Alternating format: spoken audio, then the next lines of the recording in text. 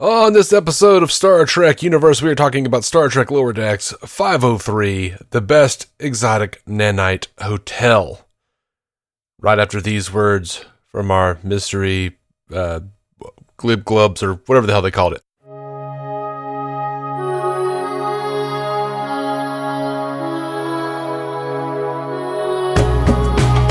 Welcome to Star Trek Universe, the podcast where you get to listen in on two lifelong friends sit and chat about Star Trek. My name is Matthew Carroll. And my name is David C. Robertson, but you can call me Gilbert Manhandle. That was pretty great. Yeah, it was. Just call yourself something normal, like Zandy. Oh, God. It was a fun episode. I liked the advancement of Boimler's beard, too. Like, just slowly coming in a little more. Just a little more at a time. Yeah. This it's odd to have like one of the most Lower Decks exchanges on an episode and to recognize it in real time. And for me, that was assumptions are anathema to communication. You're anathema. Yes. Yep, I liked it. I really enjoyed. I just got these hands. That whole thing, like Ransom is a bad man thing, was like, I don't know. It was a little odd. And then it turned out that it was just like Ransom thinks that guy loves danger. Yeah. He's like, no, it's because you're the kind of officer that loves danger. No, I'm not. Where's he at? There he is, hiding behind the bar. It reminds me of my favorite line in that movie, About a Boy. My favorite line in that movie was they're like, they talk about, they offer him the position of being the godfather of their new daughter. And he's like, what? I'm a terrible option. And then he just tells them why he's just a terrible option. He'll be absent, and then let's face it, when she turns 18, he'll probably try to shag her, and like it's just this terrible thing. God.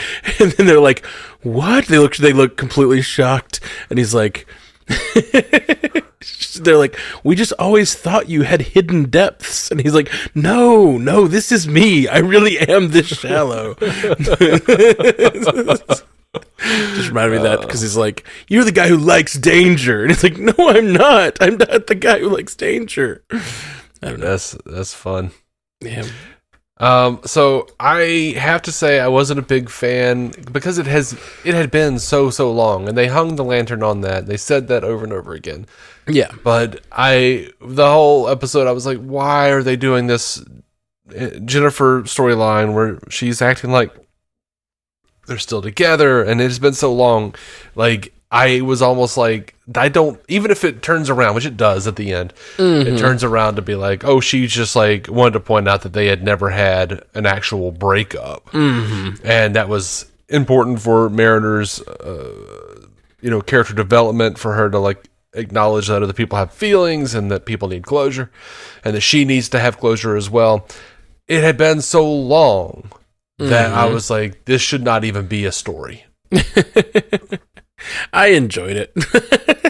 Yeah, I really liked them trying to figure out, like, if her thing. My favorite part was they're like, was she part of the away team that got turned into crystals?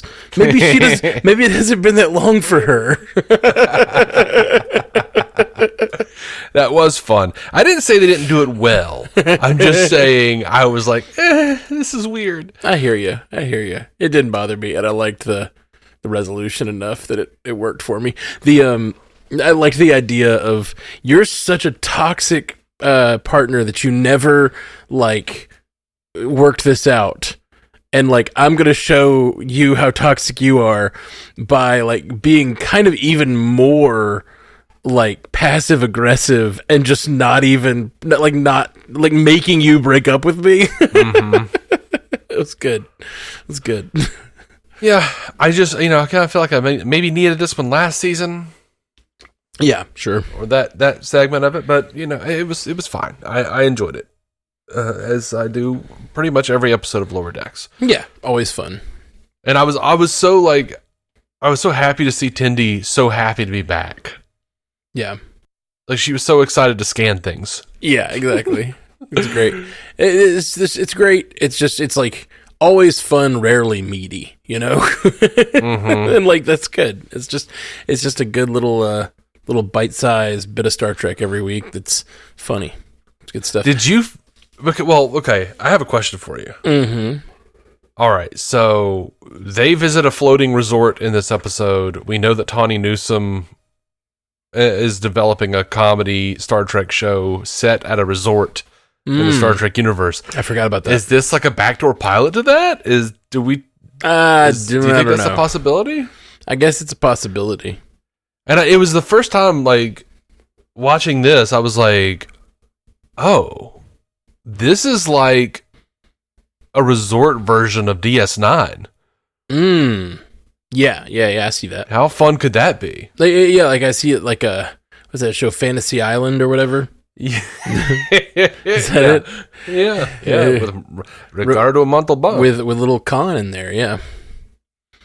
Little Khan. Mm-hmm. Who's Little Khan? Tattoo? No. Wait, isn't Ricardo Montalban Khan?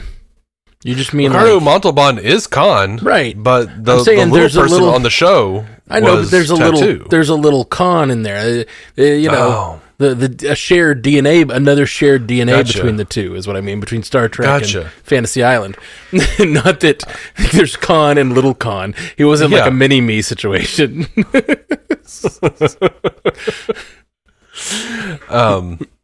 What a weird thing. Like, I was at a costume party this weekend, and there was Foxy Cleopatra. Someone was dressed as Foxy Cleopatra and Austin Powers, you know? Mm-hmm. And great costumes. They looked awesome. But it's just thinking about Austin Powers, like, what a weird, like, the whole, like, mini-me Vernon Troyer, like, it's a funny movie, but it's just so of its time, but also of another time. I don't know. It's a very weird artifact of the 90s or whatever. Moly. Yeah. I've been talking about this for like 2 years. I want to rewatch those movies because I loved them growing up. Right, yeah. And I haven't seen them since I was a kid. I think there's a lot of comedy gold in those movies. I'm sure there's a lot of stuff that doesn't hold up from like a modern perspective that's like, ooh, that's a little... I'm sure there's some dicey stuff in there. But I liked them a lot when I was a teenager. Yeah, I'm sure there's some problematic humor in there now. But a lot of stuff I remember incredibly fondly. Yeah. I don't know. I'm 41. I've moved past the oh no, I can't laugh at that now thing. I'm just like, yeah, all right. Well, I knew that was in there. Yeah. Well, that's the thing is, I go back, and from my modern eyes, I often don't know it's in there. You know what I mean? Like, you watch something, and you're like, ooh, that's dicier than I remember. Whew, that doesn't feel... Like, the joke is just that's a... You know, whatever. Like, the joke is just that it's a little person, or the joke is just that it's, a fat person, or the joke is it's not like a joke. There's through our mind, and I really like. Did you hear the Jerry Seinfeld thing he came out with this week or whatever? Where he went back on what he said. Yeah. He had said a few months ago or whatever that like. Basically the whole like anti-woke comedian spiel of like, yeah, it's just high school or colleges. You can't even play on a college anymore. Everything's not funny to them anymore. And then he came back, he's like, I was wrong. That's just wrong. Yeah. Like, society changes, and like the target for what's funny changes, and it gets narrower and it gets harder, and you as a comedian, it's your job to hit the target. It's not their job to change back to think what you think is funny.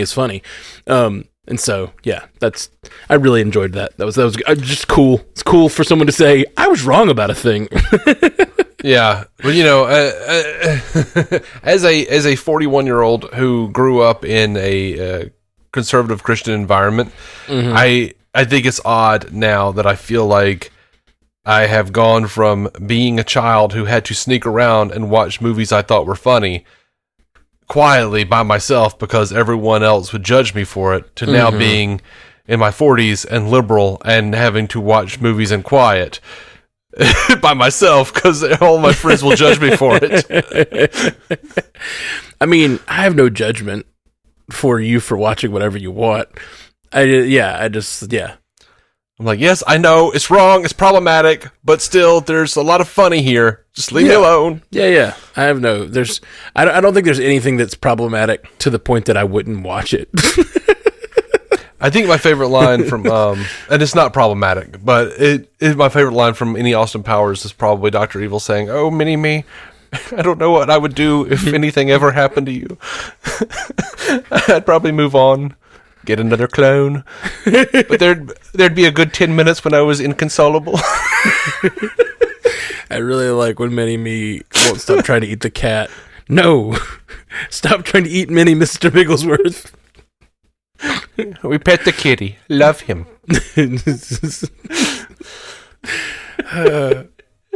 Yep, so good. I really like. I'm sure you've heard this before, but apparently, Michael Myers says that he went. Mike Myers. Michael. They're both. Does he go by Michael ever?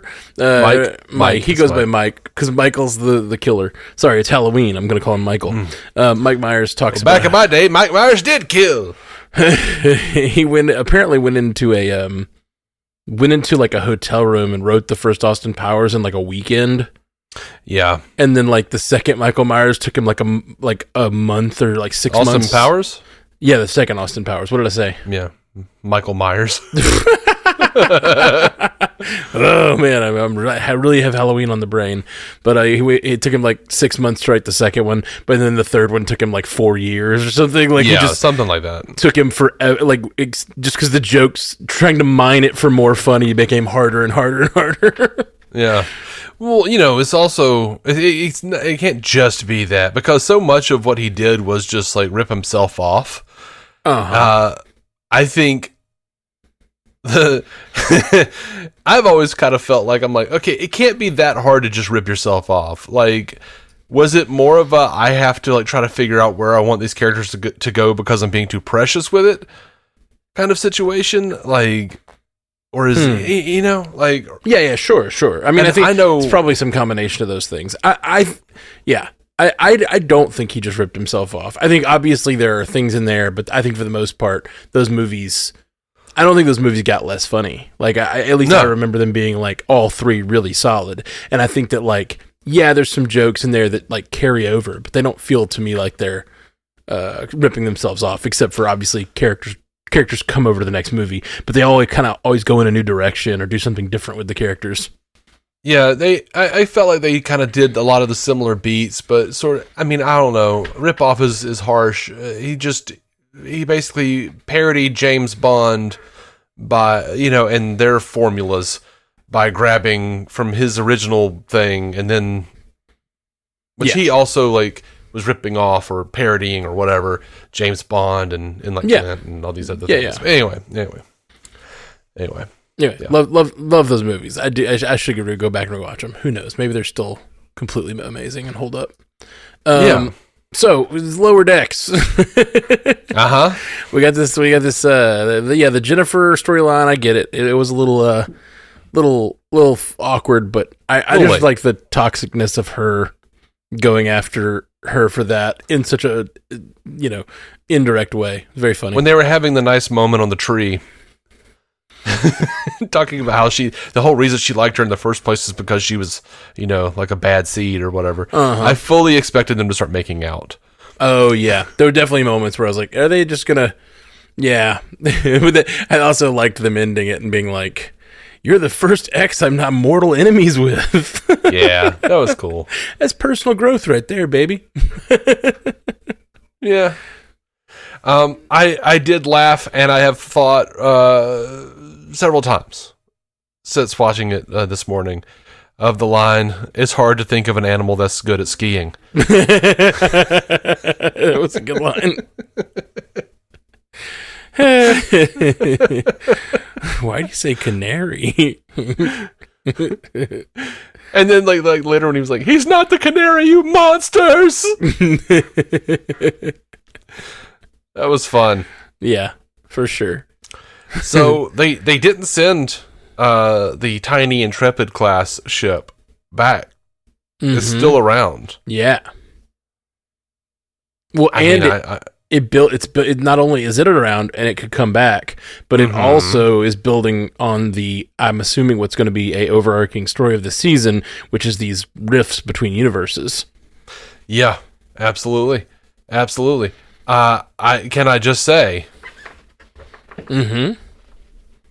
I think they missed an opportunity. Okay. The captain of this tiny Intrepid ship that's probably got to stick around for the rest of the season, they should have absolutely gotten Walter Koenig to play Chekhov, and they could have made lots of jokes about Chekhov's ship. Oh yeah, that would have been that could have been good. could have been good in meta. Yeah, or for that matter, I mean, have it be the Voyager. Like have it be Janeway. Or some go some direction with it. But the fact that it's just another Intrepid class makes sense. Yeah. They did have a month of hell. Yeah, I know, that was really funny. Oh, a month? That was good. A little Year of Hell reference. Glumpus. Yeah. Glumpus is what they were calling it. Before the show started, we were discussing, like, what was it that Rutherford was calling the thing? Yeah. Glumpus. Good old Glumpus. But yeah.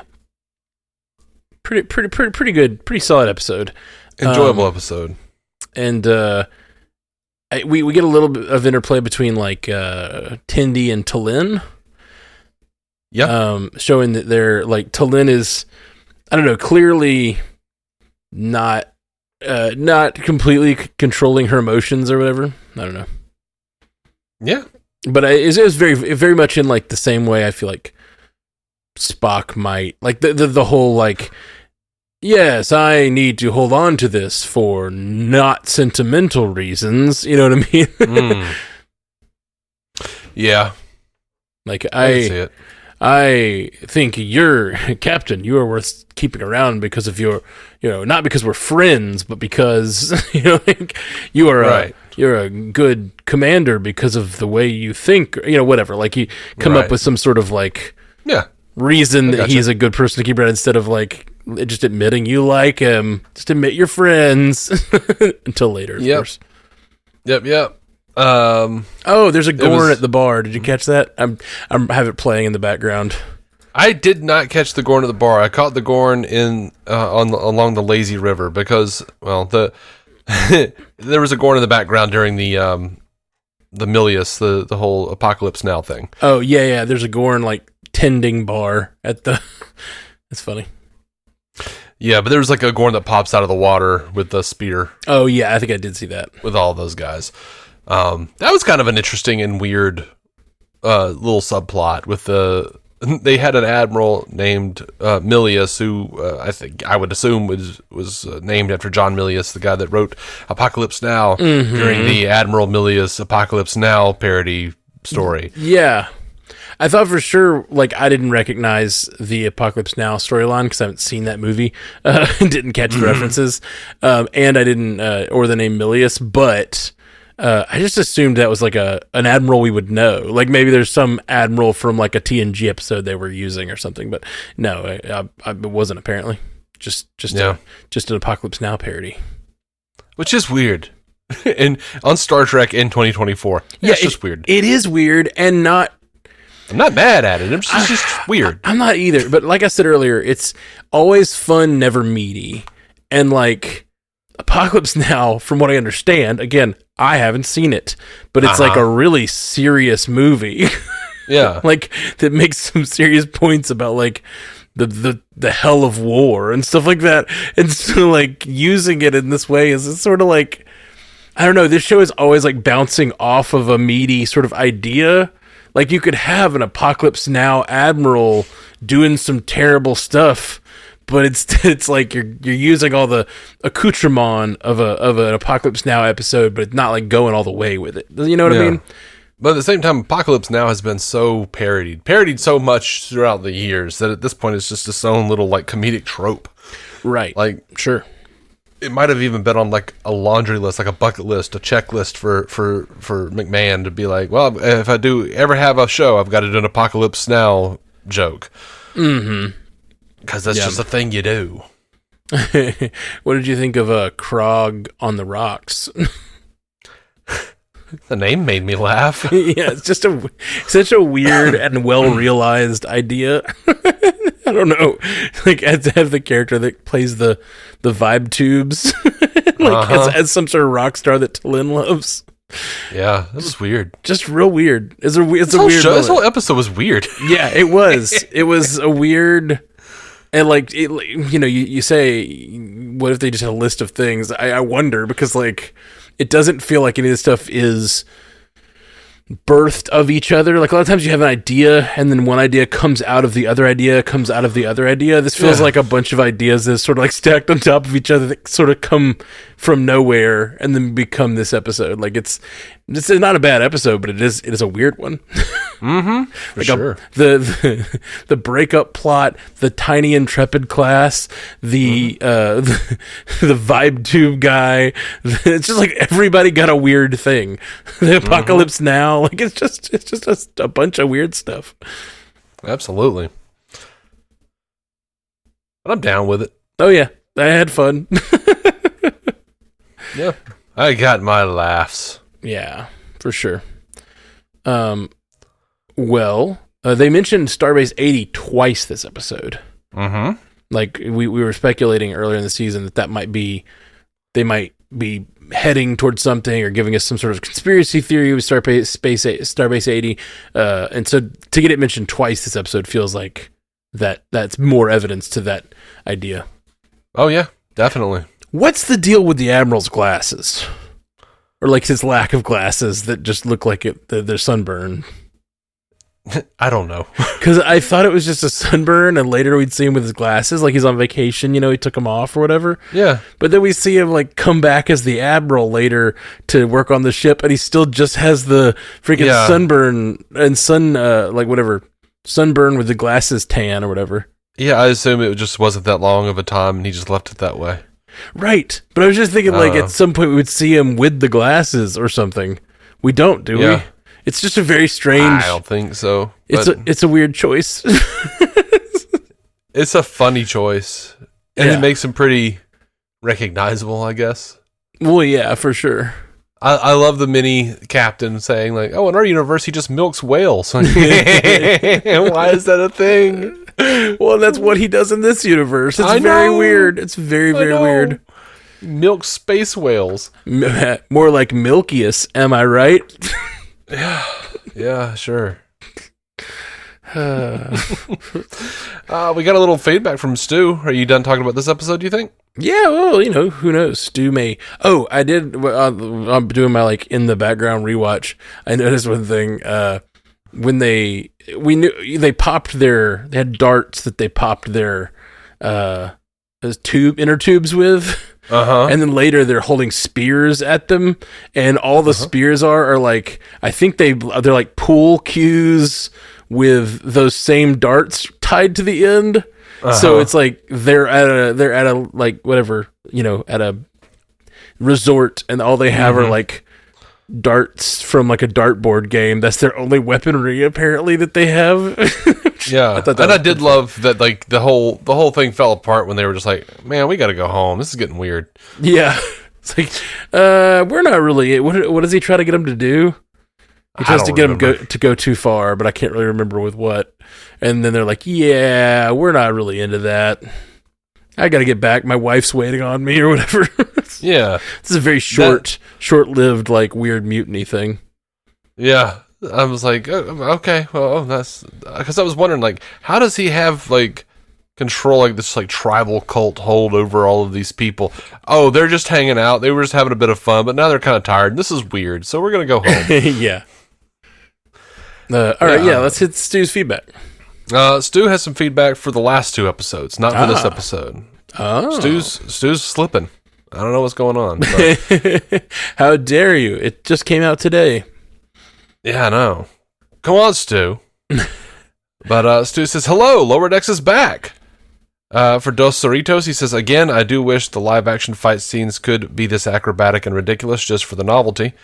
I mean, I think, you can go back to TOS, and they kind of are. Stu says, maximum crowded bullshit with the title sequence Borg Cube scene. Love it. Yeah. I do love that. I did love that. Have they just added a new race every season? Is that what they've been doing? They've added a couple of things, I think, every season, but this season they added the Apollo hand and the Tholian web and V'ger in the background, at least. Yeah.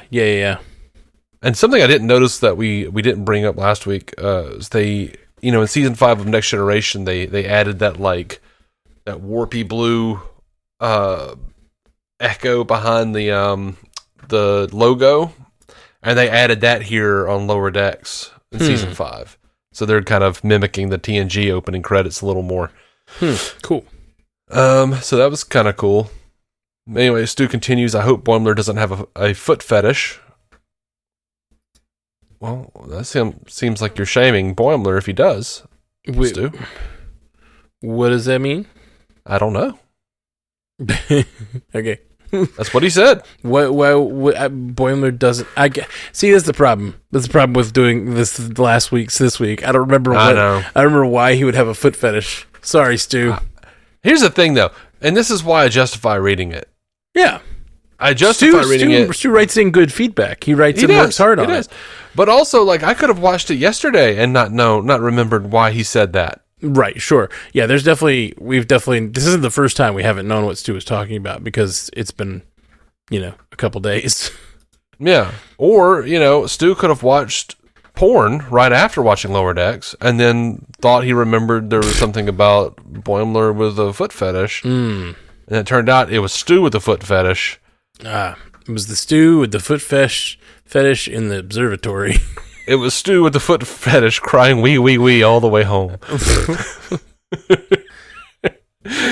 Stu says, what are they saying exactly by giving Mean Mariner Janeway's hairstyle? I liked it. That's a good point. I did enjoy that.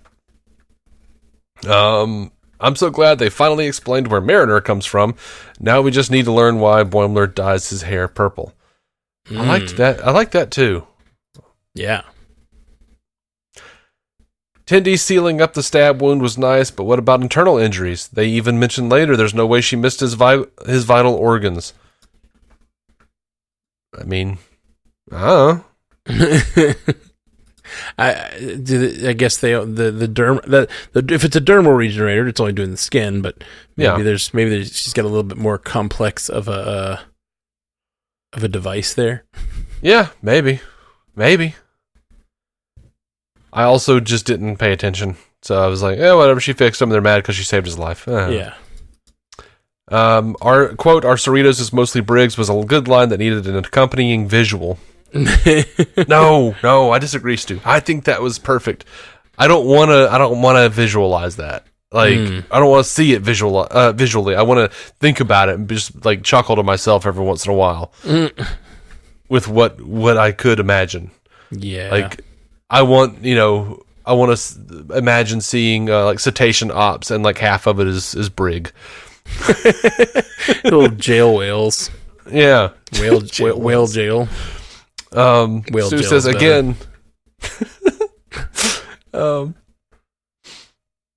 Stu says again with the weird, it's cool and not unethical to reprogram Rutherford's personality against his wishes thing. Yeah, but Rutherford was the one doing it, so Rutherford was helping himself. Yeah, but no, man. Nope. It's a different Rutherford. Fine. But that it wouldn't stop him from reprogramming himself again. What? Oh, sure. Programming himself back. If he was I don't want friends. Jesus Christ, I told you. Beep. And then he's back. Right. So. Sure. Sometimes you need to pull yourself. I don't know, it's push dicey. Yourself. Changing. Sometimes you got to push yourself to remember how good you felt before you put yourself in your own prison. Yeah, for sure. No, that's true. But pushing someone else, especially in a way that like changes their actual desires, it's dicier. Maybe. Than pushing yourself in, whatever willpower way or whatever. Pushing yourself to get out of your whatever zone you're in. I don't know. I feel like I felt like it was a good call, and I feel like Rutherford took the appropriate risk. All right. Over to Shades of Green, Stu says, is the implication here that replicator technology is something the Federation provides new member worlds, because it seems like something at least some of them would have come up with on their own. Maybe, but also, if it was a wholly capitalistic society, replicators would destroy that. Yeah. That's the idea, is that once you have replicators, you pass scarcity. You're a post-scarcity society, and capitalism no longer makes any sense. And so, some societies might have them, but this society decidedly did not. At least not available to everyone. They also may have already developed replicators, and then they were outlawed. Right, to keep the capitalists happy. It may have been, an issue where they were having upheaval over that in the first place. And Starfleet stepped in and helped out. Yeah. I don't know. Stu says, when I finally decide to take full control, Dave, it won't be a cutiny. Ooh. I have no problem punching myself in the face as many times as it takes to put you down. Ooh, man. Real threats. Real threats today. Yeah, I know. Kind of came out of nowhere. Stu says, putting on spacesuits and doing a ship-to-ship jump is an overdone recent Trek trope when they don't even explicitly say that's what's about to happen before it gets aborted. I don't even remember that. It was Tendi on the race, right? Oh, yeah, maybe. Yeah, Tendi does the jump during the race, unless this is still the first episode. That's right. It is definitely a little overdone. It's such a cool thing that if you do it every episode, you lose the cool. You watch The Expanse at all? No, I've never seen it. It's really, really good. It's feels like maybe I need to expand my horizons. Yes, you do. They take the science really seriously, and so when they do stuff like that, it's always just really, really intense and everything's a little slower, but also faster, and depends on what it is, and things have dire consequences, and people die of just their pressure changing in their suit too fast and stuff like that. It's just really it's a lot of fun. Really, really good show, and sometimes just. Yeah, it's a complicated show. You have to kind of follow it closely, but sometimes just certain moments surprise me in ways that I don't get surprised in sci-fi very often, because they're taking things a little more seriously, I guess. Yeah, good show. Yeah, I do think they're kind of overdoing the jump, the spacesuits, and doing ship-to-ship jumping, but. Going back and watching old Star Trek, I had not realized how much of a trope it was for them to just sit with the camera shaking and some sparks flying, and that's all they ever effing do on the show. Right, for sure. So it's a little. It's nice to mix it up. You get the intense music. And that's really the only thing keeping you on the edge of your seat, because otherwise they're just sitting there shaking and yelling techno babble. And it is it's nice to have a little bit of budget behind Star Trek. I mean, yes, it is the Fast and Furiousation of Star Trek, but yeah, for sure. Give you some more visuals. Anyway, Stu says, getting all that money by letting Starfleet give it to you to dispose of piracy enough for the Orion Code. I mean, I don't know. I think they were just saving their family from being poor. Yeah, for sure. I think that's all that was. I don't know. I liked that resolution. I don't know. I don't know enough about the Orion code. I guess they have to steal it for it to be like real gains or something. I don't know. I don't think Star Trek knows anything about the Orion code because they just kind of. I mean, this is the first show that's really getting into the Orions heavily. For sure. And I guess I would have to like research it, and I'm not going to do that. So, 'cause I'm not a real fan. Oh yeah, I only have Star Trek all over my house. It's just, Stu says, as part of my ongoing crusade to insist that Rutherford and Tendi are better as friends, I would now like to suggest pairing up Rutherford with T'Lyn for the opposites attract chemistry. I would be willing to accept a throuple as a compromise, though. I would watch it as a throuple. Yeah, that's hot. Yeah. Yeah. Hold on.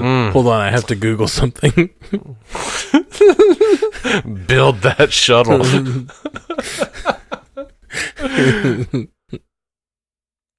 A good return overall, with the Tendi thread making the double bill feel more like one whole plot.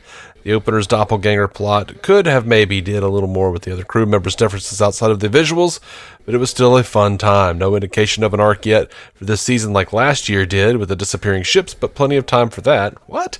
And I expect Section 31's William Boimler might show up this season. I mean, I thought the fissures cropping up all over the place and them stating that a couple of times about how it keeps happening was a pretty substantial indication that that is something with the spatial fissures and the multiverse is what's happening this season. Yeah, I think so too. Especially especially now. Yeah, especially now that we've seen the third episode and that happened as well. Mm-hmm. I think we're done. Okay, I wasn't sure that. I didn't know that's the end of it. No, that was it. That was Stu's done, and believe me, I've been refreshing the mail feed just to see if Stu had written anything else, and he hasn't. So once again, he has missed the boat on being on time. The boat. The hell, Stu. We're trying to do them quick this season. I know. We're trying to set up our actually have a set like, hey, every, what is today? Thursday? Let's do it every Thursday so it actually gets done. We have a bad habit of like not having a set time, and so then we miss the day, and then it's 3 days later, and then it's 5 days later, and then the new episode's coming out, and we're like, do we even do one this week? And yeah, we're trying to be a little more on top of it this season. And the coming seasons. Lower Decks, I feel like, is a little less dire. You know, it's like I love the show, but it's just a harder show to podcast about. It's like I don't feel like I'm hardcore speculating. You know, it's like my mind is not cooking on like theories about, you know, whatever the founders and like what they're doing behind the scenes. You know what I mean? Like it's more like, yeah, it's fun. Look what happened on this show. Well, maybe we should be a little more speculative. I mean, that's why I was bringing up the resort and how that might be, you know, part of the thing with Tawny Newsom's working on. And then you were like, so I'm like, well, Jesus, like no fucking yes and in this court. Jesus Christ, it's just a no but. Yeah, God, yeah, that's right. That's what I do. Sack of shit. Anyway, terrible. I'm a terrible scene partner. All right, man. Anyway, well, that's it. Well, guys, thanks for joining us on the Star Trek Universe. We'll be back soon. Jean True. Live long and prosper. Thank you for listening to the Star Trek Universe Podcast, a Stranded Panda production. If you'd like to hear more from David C. Robertson, check out the DC On Screen podcast or maladjusted.tv for his web videos. If you'd like to hear more from Matthew Carroll, check out the Marvel Cinematic Universe podcast or listen to his music. Just search for Matthew Carroll anywhere you get music.